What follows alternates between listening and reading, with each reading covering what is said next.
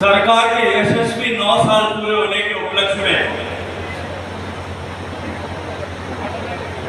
देश भर में आयोजित हुए कार्यक्रमों की श्रृंखला में तलवंडी साबो की पवित्र धरती गुरु के इस पवित्र घर में आयोजित आज इस कार्यक्रम में मंच पर उपस्थित जिनका यशस्वी और जिनका ओजस्वी उद्बोधन अभी हम सब ने सुना, सूबे के प्रधान आदरणीय अश्विनी शर्मा जी, मंच पर उपस्थित भारतीय जनता पार्टी के इस जिले के सुप्रधान भाई रविप्रीत सिद्धू जी, मंच पर उपस्थित भारतीय जनता पार्टी के वरिष्ठ नेता आदरणीय श्री सुभाष शर्मा जी, श्री दयाल सिंह सोढ़ी जी, श्री गुरप्रीत कांगड़ जी, श्री मनप्रीत सिंह बादल जी, मंच पर उपस्थित भारतीय जनता पार्टी के महिला मोर्चा की पूर्व अध्यक्ष और आदरणीय उपाध्यक्ष श्रीमती मोना जायसवाल जी, किसान मोर्चा के अध्यक्ष आदरणीय श्री दर्शन सिंह नन्हेवाल जी, भारतीय जनता पार्टी के बठिंडा के जिला प्रधान आदरणीय स्वरूप सिंह जी, मानसा के जिला प्रधान आदरणीय राकेश जैन जी, मुक्तसर साहिब के जिला प्रधान आदरणीय सतीश आसूजा जी, भारतीय जनता पार्टी के वरिष्ठ नेता, हरियाणा सरकार में मंत्री का दर्जा प्राप्त और हरियाणा पर सूबे के भारतीय जनता पार्टी के प्रधान साबका प्रधान आदरणीय श्री सुभाष बराला जी, मंच पर उपस्थित भारतीय जनता पार्टी के सभी वरिष्ठ नेतागण और आज इस तपती हुई दोपहरी में धान की रोपाई को बीच में छोड़ करके अपने खेत खलिहानों से दूर दराज के क्षेत्र से आए हुए मेरे सारे बठिंडा के प्यारे भाइयों बहनों पत्रकार मित्रों, मैं आप सबका भारतीय जनता पार्टी की तरफ से अभिनंदन करता हूं, स्वागत करता हूं, धन्यवाद ज्ञापित करता हूं। मित्रों, जो देश को आजादी मिली एक लंबे संघर्ष के बाद में, जिस संघर्ष में पंजाब का बहुत बड़ा योगदान था, लाखों लोगों ने अपनी कुर्बानी 100 साल से भी लंबे उस युद्ध में दी, हजारों लोगों ने हंसते हंसते भगत सिंह जी जैसे शहीदों ने फांसी के फंदे पे झूल जाना स्वीकार किया, तब जाकर के देश को आजादी मिली। हजारों लोग ऐसे होंगे जिन्होंने अपने सीने पर गोलियां खाई होंगी, तब जाकर के ये भारत आजाद हुआ था। हजारों लोग ऐसे होंगे जिन्होंने काल कोठरियों में कई वर्षों तक सजाएं प्राप्त पाई होंगी, जिनको कोलू में बैल की तरह जोत दिया गया होगा, तब जाकर के ये देश आजाद हुआ। हजारों लोग ऐसे होंगे जिन्होंने कोड़ों की डंडों की मार खाई होगी, बर्फ की शिलाओं पर लेटना स्वीकार किया होगा, तब जाकर के भारत आजाद हुआ था, देश आजाद हुआ था और हम अंग्रेजों की गुलामी से मुक्ति पा सके। जो जोश था, जो जज्बा था, जो लोगों के मन में भाव था, जिस संकल्प को लेकर के लोग लगातार तमाम विपरीत परिस्थितियों और यात्राओं के होते हुए भी लड़ रहे थे, आजादी के 60-65 साल बीत जाने के बाद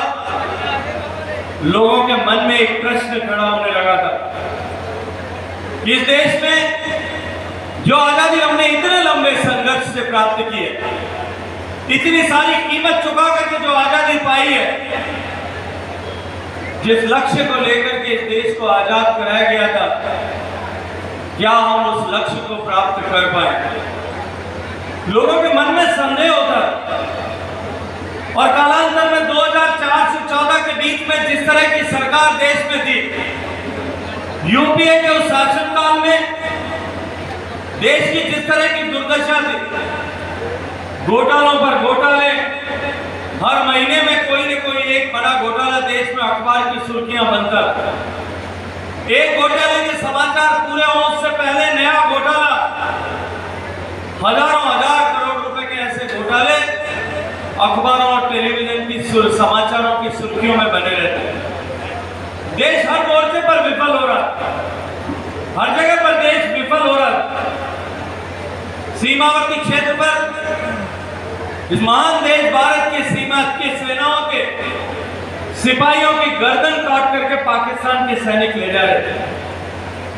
देश में हर 3-4 महीने में किसी न किसी बड़े शहर में एक आतंकवादी घटना हो रही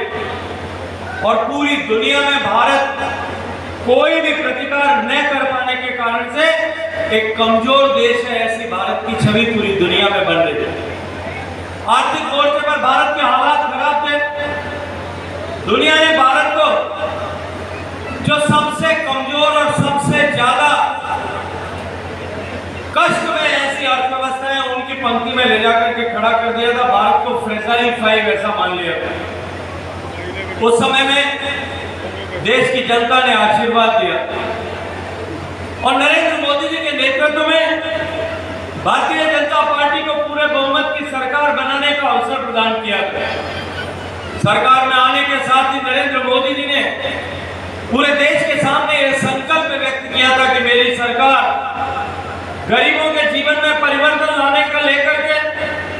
किसानों को, माताओं बहनों के जीवन को सशक्तिकरण करने को लेकर और इस देश को आगे बढ़ा करके देश का खोया हुआ सम्मान, गौरव वापस लौटाने के लिए काम करेगी। पिछले 9 साल में गरीब कल्याण, सेवा और सुशासन और देश के हित को प्राथमिकता देते हुए उसके साथ किसी भी तरह का समझौता न करेंगे, इस लक्ष्य को लेकर के जिस तरह से सरकार ने काम किया है। आज एक तरफ देश का गरीब ये मानता है कि नरेंद्र मोदी जी की सरकार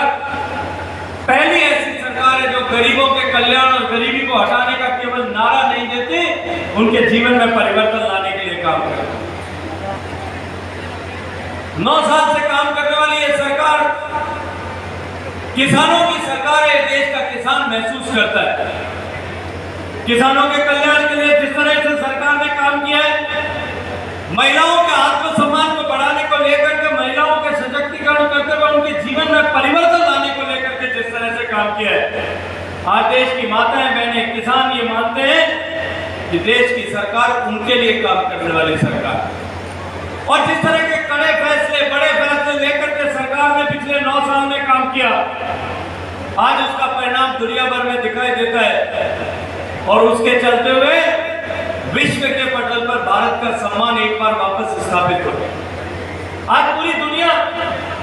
भारत को एक ताकतवर देश के रूप में पहचानने लगी। जहां पहले आतंकवादी घटनाएं होने के बाद में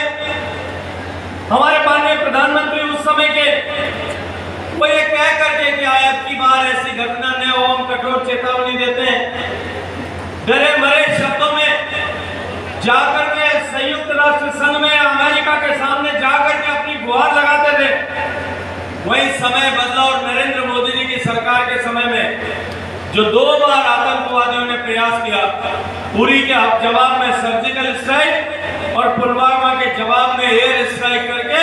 उनके घर में घुस करके मारने का जो काम किया, आज भारत की छवि उसके कारण से बदली है। आज पूरी दुनिया इस बात को मानने लगी कि भारत अमेरिका और इजराइल के बाद में तीसरा ऐसा देश है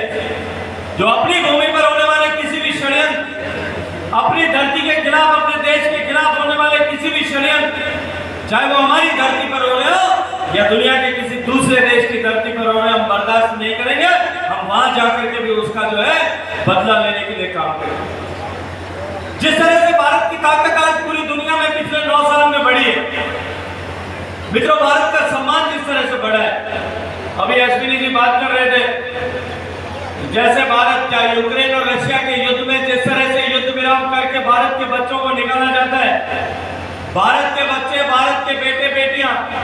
तिरंगे को हाथ में पकड़ करके और जब सड़क पर निकलते हैं तो युद्ध में चढ़ने वाली दोनों सेनाएं जो है अपनी बंदूकों को किनारे पर रख करके उनको निकलने के लिए तिरंगे को सम्मान देते हैं। केवल भारत के लोग नहीं, केवल भारत के बच्चे नहीं, पाकिस्तान तक के बच्चों ने भी हिंदुस्तान का तिरंगा झंडा पकड़ करके उसकी शरण में आकर के, तिरंगे की शरण में आकर के अपनी जान बचाई है। हिंदुस्तान का सम्मान और हिंदुस्तान की ताकत इस तरह से पूरी दुनिया में बढ़ी। मित्रों, पिछले 9 साल में माननीय प्रधानमंत्री जी के नेतृत्व में काम करने वाली सरकार ने जब गरीब के जीवन को छुआ, उसके जीवन में परिवर्तन लाने के लिए काम किया। जब देश की सरकार मोदी जी के नेतृत्व में बनी थी, देश के 62% घरों में सामान्य शौचालय की सुविधा मिली। माताओं बहनों को नित्य प्रतिदिन अपनी गरिमा के साथ में समझौता करना पड़ा, अंधेरा होने का इंतजार करना पड़ा, या कहीं अंधेरा समाप्त न हो जाए, दिन न उग जाए, इसकी चिंता के लिए करवटें बदल बदल करके सोना पड़ता।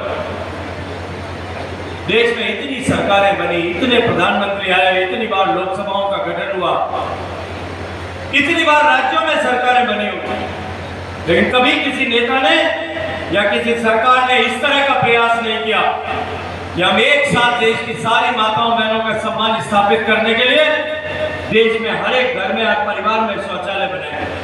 11 करोड़ शौचालयों का निर्माण किया। एक तरफ इंफ्रास्ट्रक्चर क्रिएट हुआ और दूसरी तरफ उसका प्रभाव यह हुआ कि जो बीमारियां होती थी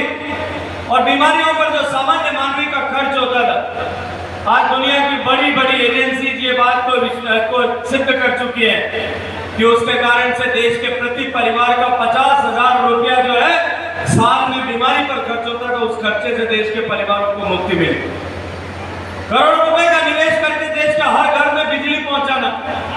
हर गरीब माता बहन को माँ को गैस का चूल्हा देकर के उसको धुएं से आजादी देना, हर गरीब को घर देना, घर की छत देना, हर गरीब को बैंक का खाता देना ताकि सीधे उसके खाते में पैसा ट्रांसफर हो सके और बिचौलियों और भ्रष्टाचारियों से उसको मुक्ति मिल सके, उसका सशक्तिकरण करने का काम सरकार ने किया। मित्रों, मैं याद दिलाना चाहता हूं, एक समय में देश की सरकार के उस समय के प्रधानमंत्री राजीव गांधी जी को मंच पर खड़े होकर के कहना पड़ा कि हम जो 100 रुपया बेचते हैं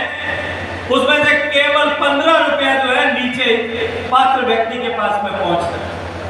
बाकी 85 रुपए रास्ते में बिचौलियों के पास चला जाता है और उसके कारण से देश में